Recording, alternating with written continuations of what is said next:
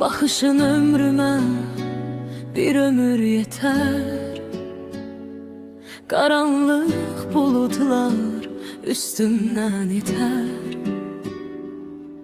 İstəsəm sevgimi dünya eşidər. Amma mən səssizcə sevirəm səni. Eşq örtdü gözümü bu adi his deyil. Uğruna ölmək də mənə çətin deyil. Bir bilsən ürəyim necə döyünür. Səni sevən qəlbim heç susmur. Sevirəm səni hər nəfəsimdə. Adın yaşayır ürəyimin dərinliyində. Gecədə, gündüzdə tək arzum sənsən. Ömrümün sonuna qədər sevirəm səni.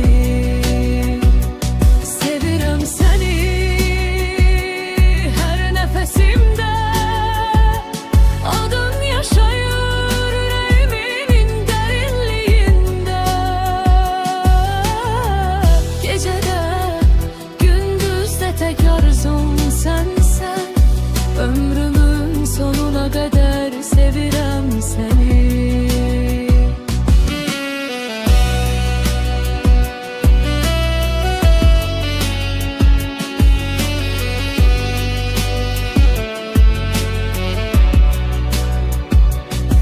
Sənə bənzədirəm xəfif yağışı,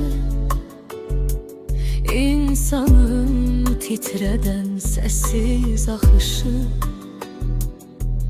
Güneşin doğuşu, ayın parlayışı. Her seher, her gece sevirəm səni. Bu hissi bilməzsən sevmədən olmaz. Sevgi gələndə heç səbəb soruşmaz. Sənin də xəbərin yox bu sevgidən. İçimdə gizlicə yaşadıram səni. Sevirəm səni, dəyişməz bu söz. Sən olmasan belə səni görər göz.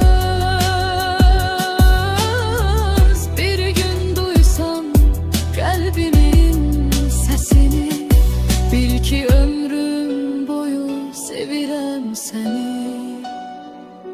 Sevirəm səni hər nəfəsimdə.